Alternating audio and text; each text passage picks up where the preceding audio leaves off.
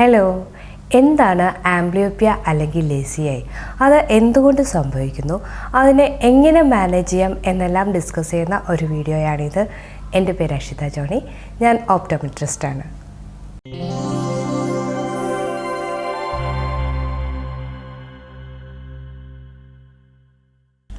നമ്മൾ എങ്ങനെയാണ് ഒരു വസ്തുവിനെ കാണുന്നത് നമ്മുടെ കണ്ണുകൾ കൊണ്ടാണെങ്കിൽ കൂടിയും നാം കാണുന്നത് എന്താണ് എന്ന് നമുക്ക് മനസ്സിലാക്കി തരുന്നത് നമ്മുടെ ബ്രെയിനാണ്. അതായത് ബ്രെയിനും കണ്ണും തമ്മിൽ ഒരു സ്ട്രോങ് ആയ ബന്ധമുണ്ട്. ഉദാഹരണത്തിന്, ഞാൻ ഈ പെൻസിൽ കാണുന്നുണ്ട്. ഈ പെൻസിലിൻ്റെ സൈസ്, ഷേപ്പ്, കളർ തുടങ്ങിയ ഡീറ്റെയിൽസ് എല്ലാം എനിക്ക് മനസ്സിലാക്കി തരുന്നത് എൻ്റെ ബ്രെയിനാണ്. അതായത് നമ്മുടെ ബ്രെയിനും കണ്ണും തമ്മിൽ ഒരു സ്ട്രോങ് ആയ കോർഡിനേഷനുണ്ട്. ഈ ഒരു കോർഡിനേഷനെ ബാധിക്കുന്ന അവസ്ഥയാണ് ആംബ്ലിയോപ്പിയ അല്ലെങ്കിൽ ലേസി ഐ എന്ന് പറയുന്നത്. കുറച്ചുകൂടി സിമ്പിളായിട്ട് പറഞ്ഞാൽ, ആംബ്ലിയോപ്പിയ അല്ലെങ്കിൽ ലേസി ഐ എന്ന് പറയുന്നത് ഒരു തരത്തിലുള്ള ഒരു കാഴ്ചക്കുറവാണ്. ആംബ്ലിയോപ്പിയ അല്ലെങ്കിൽ ലേസി ഐ ഉണ്ടാകാനുള്ള പ്രധാന കാരണങ്ങൾ എന്തെല്ലാമാണെന്ന് മനസ്സിലാക്കാം. സാധാരണയായി നമ്മുടെ രണ്ട് കണ്ണുകളും ഒരുപോലെ പ്രവർത്തിച്ച് ബ്രെയിനിലേക്ക് വ്യക്തമായ ചിത്രങ്ങൾ നൽകുന്ന വഴിയാണ് നമുക്കൊരു വസ്തുവിനെ ക്ലിയർ ആയിട്ട് കാണാൻ സാധിക്കുന്നത്. എന്നാൽ ഒരു വ്യക്തിക്ക് സ്ട്രോക്ക്, ഹെഡ് ഇഞ്ചുറി പോലുള്ള അവസ്ഥകൾ വരുമ്പോൾ അവർക്ക് സ്ക്വിഡ് ഉണ്ടാകും. അങ്ങനെ വന്നാൽ അവർക്ക് ഡബിൾ വിഷൻ ഉണ്ടാകാം. അതായത് ഒരു വസ്തുവിനെ ഒന്നല്ല മറിച്ച് രണ്ടായി കാണുന്ന അവസ്ഥ. ഇങ്ങനെ വരുമ്പോൾ ബ്രെയിനിൽ ഉണ്ടാകുന്ന കൺഫ്യൂഷൻ ഒഴിവാക്കാൻ ബ്രെയിൻ നമ്മുടെ രണ്ട് കണ്ണിൽ നിന്നും ഇമേജ് സ്വീകരിക്കുന്നതിന് പകരം രണ്ടിൽ ഒരു കണ്ണിൽ നിന്നും മാത്രം ഇമേജ് സ്വീകരിക്കും. കാലക്രമേണ ബ്രെയിനുമായിട്ട് കമ്മ്യൂണിക്കേഷൻ കുറയുന്ന കണ്ണിൻ്റെ കാഴ്ച കുറയുകയും അതുവഴി ആ കണ്ണ് ആംബ്ലിയോപ്പിക് അല്ലെങ്കിൽ ലേസി ഐ ആയി മാറുന്നു. ലേസി ഐ ഉണ്ടാകാനുള്ള മറ്റൊരു കാരണമാണ് രണ്ട് കണ്ണുകൾ തമ്മിലുള്ള പവർ വ്യത്യാസം.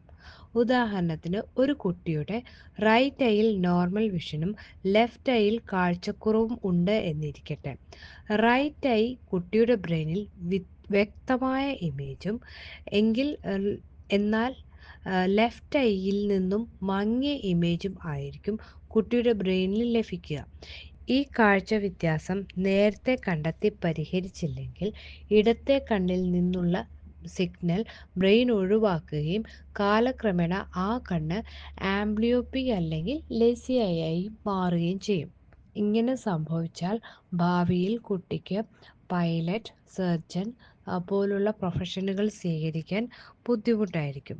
ചില കുട്ടികളിൽ ഹാൻഡ് റൈറ്റിംഗ് പ്രശ്നമായി വരുന്നത് കാണാറുണ്ട്. അതുമാത്രമല്ല, കാഴ്ച കൂടുതലുള്ള കണ്ണിൻ്റെ ഓവർ യൂസ് മൂലം ചില കുട്ടികളിൽ ഐ സ്ട്രെയിൻ, തലവേദന തുടങ്ങിയ ബുദ്ധിമുട്ട് കാണാം. ഞാൻ മുൻപ് പറഞ്ഞതുപോലെ നമുക്കൊരു വസ്തുവിനെ ക്ലിയറായിട്ട് കാണാൻ സാധിക്കുന്നത് നമ്മുടെ രണ്ട് കണ്ണിൽ നിന്നും ക്ലിയർ ആയിട്ടുള്ള ഇമേജ് ബ്രെയിനിലേക്ക് പാസ് ചെയ്ത് അത് പ്രോസസ്സ് ചെയ്യുന്നത് വഴിയാണ്. എന്നാൽ ലേസി ഐ അനുഭവപ്പെടുന്ന ഒരാളിൽ രണ്ട് കണ്ണിൽ നിന്നും ഇമേജ് സ്വീകരിക്കുന്നതിന് പകരം രണ്ടിൽ ഒരു കണ്ണിൽ നിന്നും മാത്രമുള്ള ഇമേജാണ് ബ്രെയിൻ പ്രോസസ്സ് ചെയ്യാൻ ഉപയോഗിക്കുന്നത്. ഇങ്ങനെ സംഭവിക്കുമ്പോൾ അവരനുഭവപ്പെടുന്ന ഒരു ബുദ്ധിമുട്ടാണ് ഒരു വസ്തുവും അവരും തമ്മിലുള്ള ഒരു ദൂരം കൃത്യമായിട്ട് മനസ്സിലാക്കാൻ ബുദ്ധിമുട്ട് അനുഭവപ്പെടും. 3D perception, I hand coordination, ഇതിലെല്ലാം അവർക്ക് ബുദ്ധിമുട്ട് അനുഭവപ്പെടാം. ഇനി എങ്ങനെയാണ് ലേസി ഐ നേരത്തെ കണ്ടെത്തി പരിഹരിക്കുന്നത് എന്ന് നോക്കാം. കുട്ടികളിൽ സ്ക്വിഡ് ഉള്ളപ്പോൾ ഒരു വസ്തുവിനെ ക്ലിയറായിട്ട് ഒരു കണ്ണ് അടച്ചു നോക്കുകയോ അല്ലെങ്കിൽ തല ചെരിച്ച് നോക്കുകയോ പോലുള്ള ലക്ഷണങ്ങൾ കണ്ടാൽ തീർച്ചയായിട്ടും കുട്ടികളുടെ കാഴ്ച പരിശോധിക്കണം. അല്ലെങ്കിൽ ദൂരത്തേക്കുള്ള കുഞ്ഞിൻ്റെ കാഴ്ചയ്ക്ക് എന്തെങ്കിലും ബുദ്ധിമുട്ടുള്ളതായിട്ട് പേരൻസ് നോട്ട് ചെയ്യുകയാണെങ്കിലും കുട്ടിയുടെ കാഴ്ച പരിശോധിക്കേണ്ടതാണ്. സാധാരണ രീതിയിൽ നമുക്ക് 3 വയസ്സിന് മുൻപ് തന്നെ ലേസി ഐ പോലുള്ള ബുദ്ധിമുട്ട് കുഞ്ഞിന് അനുഭവപ്പെടുന്നുണ്ടെങ്കിൽ കണ്ടെത്താൻ കഴിയുന്നതാണ്. ഇനി ഈ പറഞ്ഞ ബുദ്ധിമുട്ടുകൾ ഒന്നും തന്നെ കുട്ടികളിൽ ഇല്ലെങ്കിൽ കൂടിയും 3 വയസ്സിനും 5 വയസ്സിനും ഇടയിലായിട്ട് നിർബന്ധമായും കുട്ടികളുടെ കാഴ്ച പരിശോധന ഒരു തവണയെങ്കിലും നടത്തണം എന്നതാണ് മെഡിക്കൽ ഗൈഡ് ലൈനുകൾ റെക്കമെൻഡ് ചെയ്യുന്നത്. ഇനി ലേസി ഐ എങ്ങനെ മാനേജ് ചെയ്യാം എന്ന് നമുക്ക് നോക്കാം.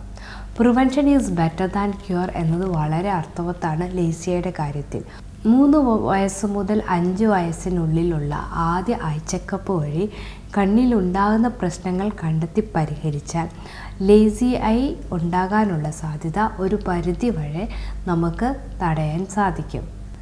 ഇനി ലേസി ഐ കണ്ടെത്തിയാൽ അവരെ ഏറ്റവും കൂടുതൽ സഹായിക്കാൻ സാധിക്കുന്നത് ഒരു ഒഫ്താൽമോളജിസ്റ്റിനോ അല്ലെങ്കിൽ ഒപ്റ്റോമെട്രിസ്റ്റിനോ ആയിരിക്കും. ട്രീറ്റ്മെൻറ്റ് മെത്തേഡിൽ ഏറ്റവും പ്രധാനപ്പെട്ട ഒരു മെത്തേഡാണ് ഐ പാച്ചിങ്. ഐ പാച്ചിങ് ഒരു വളരെ സിമ്പിളായിട്ടൊരു ടെക്നിക്കാണ്. ടെക്നിക്ക് വളരെ സിമ്പിളാണെങ്കിൽ പോലും ഇത് തരുന്ന ഒരു ഇമ്പ്രൂവ്മെൻറ്റ് വളരെ വലുതാണ്.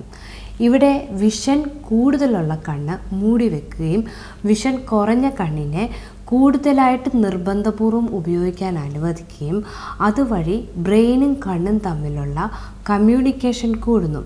ഇതുവഴി ആ കാഴ്ചക്കുറവുള്ള കണ്ണിലെ വിഷൻ പതിയെ ഇമ്പ്രൂവ് ആകുന്നു. ഇതിനോട് സാമ്യമുള്ള മറ്റൊരു ചികിത്സാ രീതിയാണ് അട്രോപ്പിൻ ഐ ഡ്രോപ്പ് ട്രീറ്റ്മെൻറ്റ്. കാഴ്ചക്കുറവ് മൂലമാണ് ലേസി ഐ ഉണ്ടാകുന്നതെങ്കിൽ കണ്ണടയോ കോണ്ടാക്ട് ലെൻസോ ഉപയോഗിച്ച് വിഷൻ കറക്റ്റ് ചെയ്യുന്നത് വളരെ ഫലപ്രദമായിട്ടുള്ള ഒരു ചികിത്സാ രീതിയാണ് ലേസി ഐക്ക്. ഇനി ലേസി ഐ സ്ക്വിൻറ്റ്, തിമിരമോ മറ്റു മെഡിക്കൽ കാരണങ്ങളാൽ ഉണ്ടാകുന്നതാണെങ്കിൽ ചിലപ്പോൾ സർജറി ആവശ്യമായി വന്നേക്കാം. അടുത്ത ഒരു ട്രീറ്റ്മെൻറ്റാണ് വിഷൻ തെറാപ്പി.